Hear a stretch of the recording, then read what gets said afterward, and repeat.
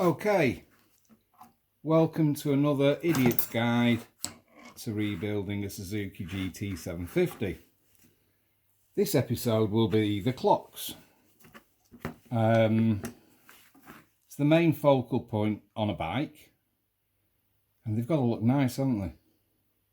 And obviously work. This is quite a strange one because this is actually a bike I'm building for myself.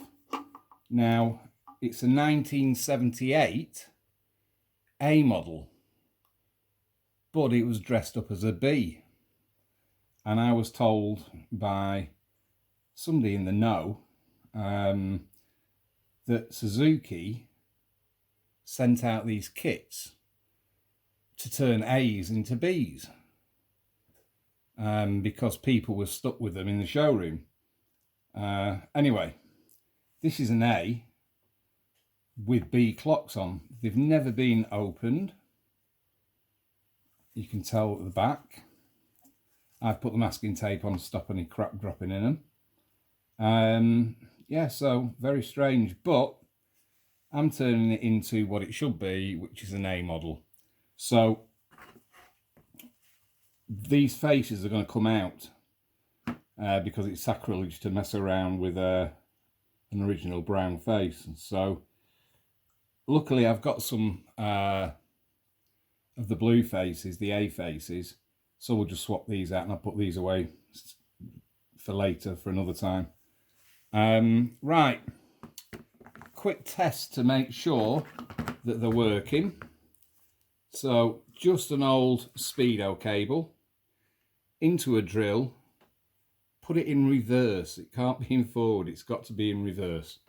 Stick that up the hole.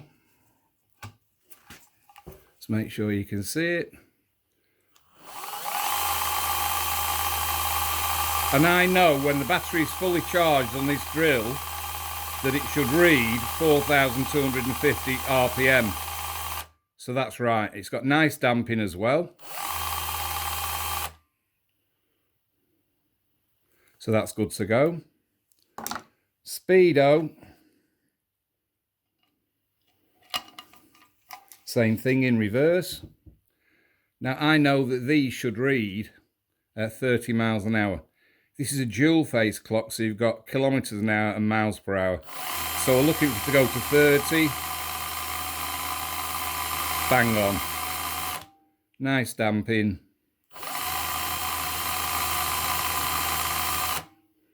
So we know that's good to go as well. I've also tested the water temp gauge. That's very simple. Just put a battery across it and watch that go up, watch the needle go up, and you know it's working. Right, so we've proved they're good, they're working. The next thing I do, before I strip it, I have to keep looking if you can see, is because you can see there's loads of rust on these, because this bike was sat around for a while outside, definitely neglected and not cared for. I'm going to polish these. Polish them before you take them off here, because they're supported and you can get them really nice. They should be a nice shiny finish. So I'm just going to put them on the buffing wheel and give them a good polishing.